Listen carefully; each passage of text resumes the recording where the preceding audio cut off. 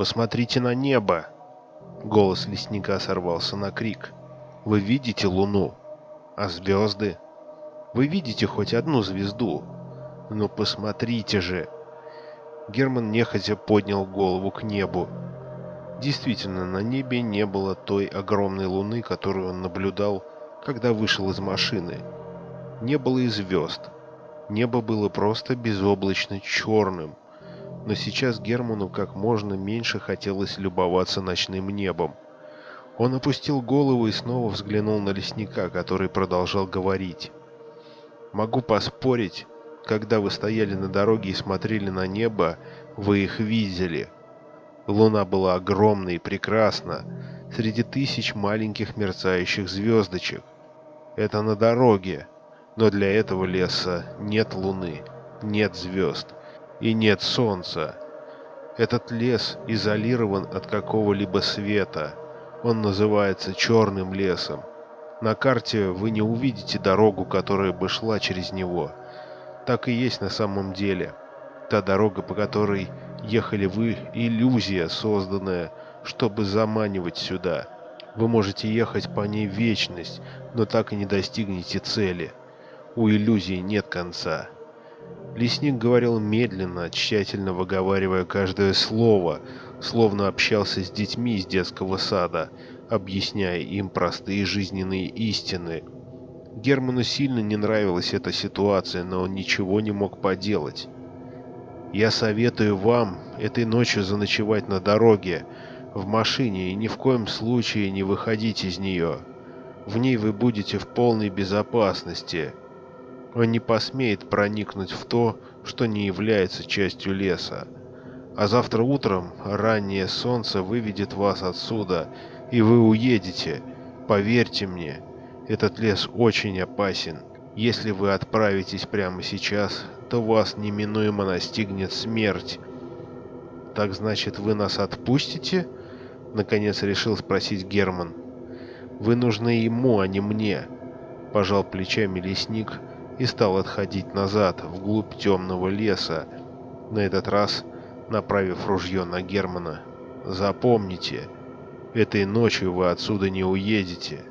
Завтра, только завтра, ранним утром, поверьте мне». Лесник вошел в темноту, создаваемую лесными деревьями, и его голос перестал быть слышимым. Кэтрин вскочила с колен и бросилась в объятия мужа, все еще плача. Герман крепко обнял ее, прижав ее голову к груди. Она сильно дрожала, и он ощущал, как сильно бьется ее сердце. Не сказав друг другу ни слова, они в обнимку дошли обратно до машины. Сев в нее, они наконец заговорили. «Успокойся, дорогая», — сказал Герман дрожащей девушке и ласково погладил ее по голове. «Опасность миновала. Мы сейчас уедем отсюда, и все будет в порядке». «Мы не уедем», — шепотом сказала Кэтрин, испуганно смотря в окно. «Уедем. Здесь недавно проезжала фура, так ее водитель отдал мне целую канистру бензина». Сказав это, Герман посмотрел в окно и для себя отметил, что фура уже благополучно уехала, а значит, уедут и они. Он улыбнулся и завел двигатель.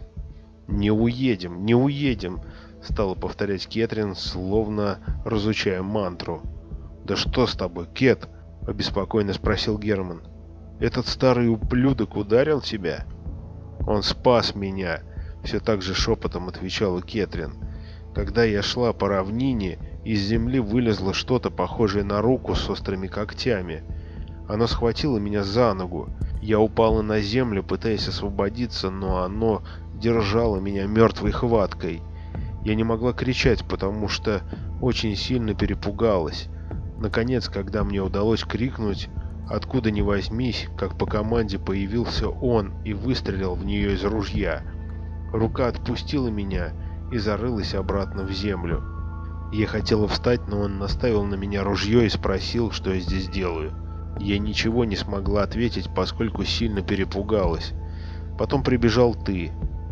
Герман никак не отреагировал на малоправдоподобный рассказ жены, возникший у нее в воображении из-за усталости и пережитого страха. Слегка моросящий дождь стал заметно сильнее. Дорогу сильно размыло, но Герман нажал педаль газа, и машина поехала вперед. Несколько минут молодые люди молчали, увлеченные собственными мыслями. Первое молчание прервало Кэтрин. «Ты слышал, что сказал лесник?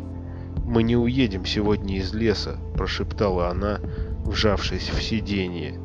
«Я не верю в бредни этого умалишенного», – отрезал Герман и прибавил скорости. «Вас неминуемо настигнет смерть», – тихо повторила Кэтрин слова лесника. В этот момент машина резко начала сбавлять скорость. Совершенно сбитый с толку Герман остановил ее на обочине. Он снова проверил уровень бензина. В баке еще имеется запас из нескольких литров. Герман потянулся к канистре, которая валялась на заднем сиденье. Взяв ее в руки, он открутил пробку и посмотрел внутрь через отверстие. На самом дне канистры оставалось еще немного жидкости. Она была бордового цвета. Герман поднес канистру к носу и принюхался. Какой бы ни была эта жидкость, она точно не является бензином. Германа охватило беспокойство. Водитель фуры. «Идиот!» — через некоторое время сказал Герман, притворно улыбнувшись в надежде сохранить спокойствие хотя бы у жены. «В этой канистре дизельное топливо», — соврал он и убрал канистру обратно на заднее сиденье. «Теперь другого пути нет. Нам придется заночевать в лесу», — облегченно вздохнула Кэтрин.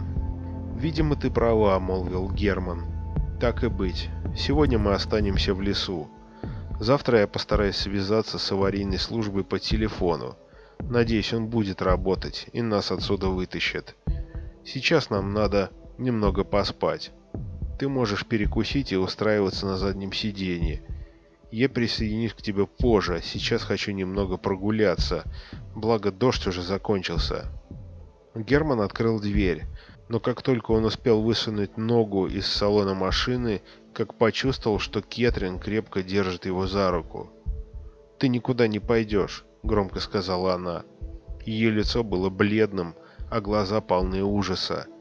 Герман слегка опешил. Он никогда не видел свою жену настолько напуганной. «В чем дело?» — сказал он, подбирая слова и пытаясь освободиться, но это было не так просто. «В чем дело?» «Лесник сказал, чтобы мы не выходили из машины ни при каких условиях. Он бы так не говорил, если бы вел машину 20 часов подряд и проехал около 1000 километров», — нервозно ответил Герман. «Ты не представляешь, насколько сильно я устал и как мне хочется хотя бы немного походить по земле». «Пожалуйста, Герман, останься со мной в машине», — воскликнула Кэтрин. «Давай поедим и скорее ляжем спать». «Послушай, милая», — Герман улыбнулся и заговорил тихим, ласковым голосом. Это являлось его главным оружием, чтобы добиться от жены того, что ему нужно. «Я выйду совсем ненадолго и скоро вернусь. Со мной ничего не случится. А вот тебе нужно поспать». «Тогда возьми с собой нож», — сказала Кэтрин, отпустив его руку. Герман послушно достал из бардачка большой армейский ножик, дабы успокоить жену и положить его в карман брюк. И уже собрался выходить, как Кэтрин снова его окликнула. «Герман, постой!» Она слегка замешкалась, пытаясь подобрать слова. «Лесник говорил о ком-то, кто не сможет нам навредить, если мы будем находиться в машине». Она снова промолчала и взглянула на мужа, который застыл на месте, внимательно ее слушая. «Этот лес очень странный, и я боюсь, что мы в нем действительно не одни. Я не имею в виду лесника, мне кажется, что здесь есть кто-то еще или что-то еще. Не могу объяснить, но я это чувствую. Когда ты уйдешь, я закрою машину. Так будет спокойнее. Чтобы войти обратно, тебе придется постучать в дверь 3 раза, и тогда я впущу тебя». «Ну ладно». Герман в недоумении глянул на Кэтрин и, наконец, вышел из машины.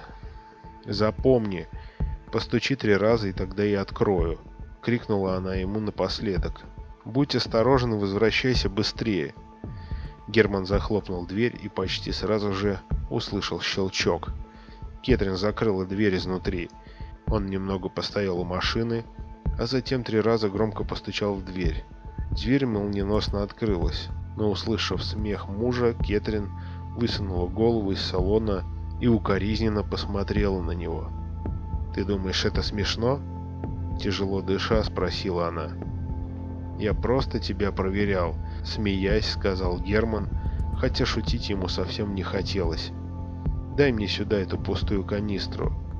Она на заднем сиденье». Кэтрин бросила еще один недовольный взгляд на Германа и затем потянулась на заднее сиденье.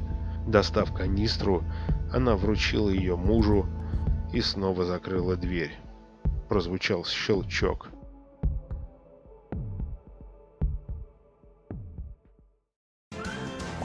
Трать всего полчаса своего свободного времени в день на выполнение простейших заданий с сайтом CoinSub и получить целую гору игрового золота для практически любой онлайн-игры. Ссылка на ресурс находится в описании.